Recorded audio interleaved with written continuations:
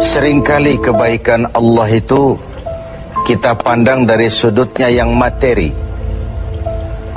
Allah itu baik kalau kita punya harta yang banyak, tanah yang luas, pabrik yang di mana-mana.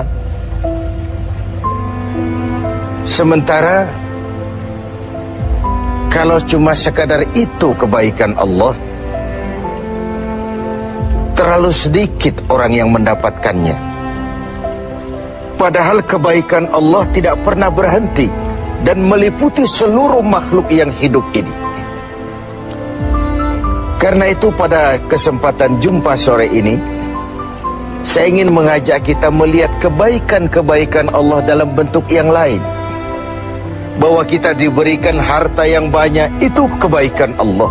Diberikan tanah yang luas, itu juga kebaikan Allah. Diberikan perusahaan, pabrik di mana-mana, itu juga kebaikan Allah. Tapi tidak terbatas kepada itu. Ada kebaikan-kebaikan yang non-materi, yang malah justru itulah esensi kebaikan itu. Mari kita renungkan sebuah hadis di mana baginda Rasul bersabda, arba'atun man u'tiyahunna faqad u'tiya khairat dunya wal akhirah.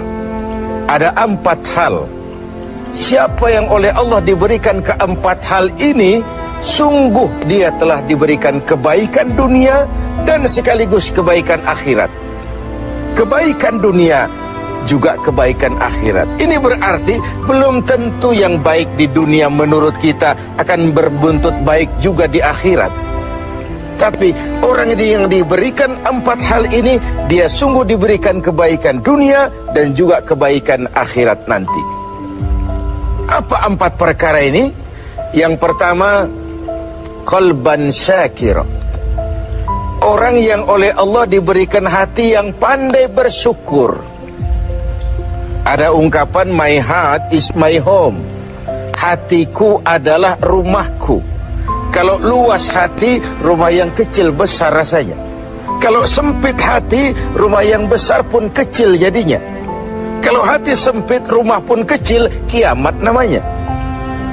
Orang yang hatinya pandai bersyukur, bisa mensyukuri nikmat. Dan dengan dia bersyukur, semakin bertambah nikmat itu kepadanya. Banyak orang kaya harta, tapi miskin hati. Ini gejala zaman kita sekarang. Di tengah gemerlapnya harta, dia tidak tahu mau diapakan harta yang banyak itu. Orang-orang sufi menjelaskan bahwa kaya itu ada 2 macam. Ada kaya majazi dan kaya hakiki. Yang disebut kaya majazi, kaya artifisial. Lahirnya dibaluti harta, tapi hatinya miskin. Hidupnya sudah serba ada, tapi dia masih merasa kurang. Rumahnya sudah titik air liur orang melihatnya, tapi dia masih merasa belum apa-apa. Mobilnya berdecak orang kagum melihatnya, tapi dia rasakan itu pun masih belum. Maka dia selalu miskin. Dalam sebaya cukup dia masih merasa kurang, maka hidupnya pun selalu kekurangan. Orang yang diberikan hati yang kaya, sungguh sebuah kebaikan. Hati yang kaya, hati yang luas.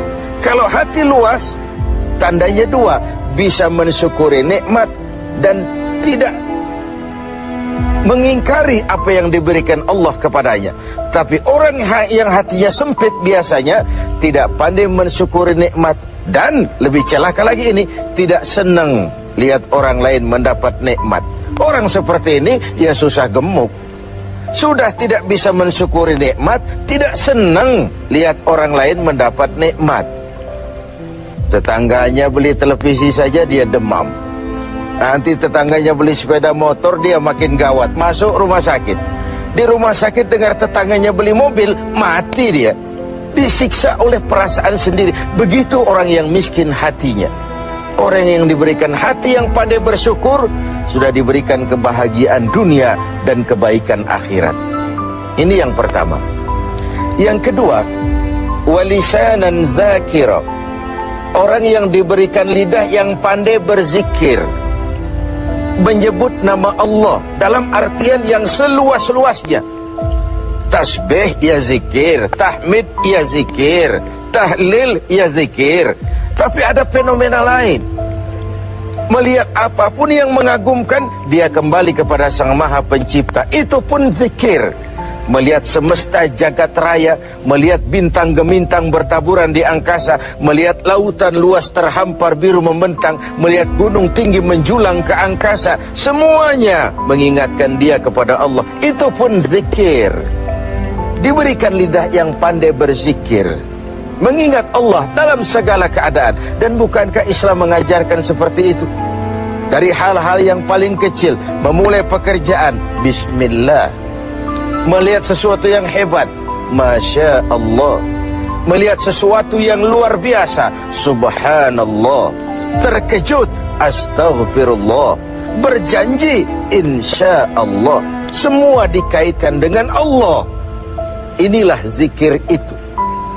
Hidup yang larut dalam alur ketuhanan. Yang ketiga, wabadanan alal bala'i sabir.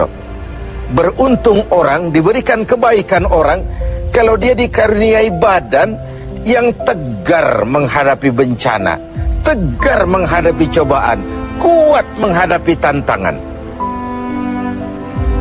Tantangan itu penting.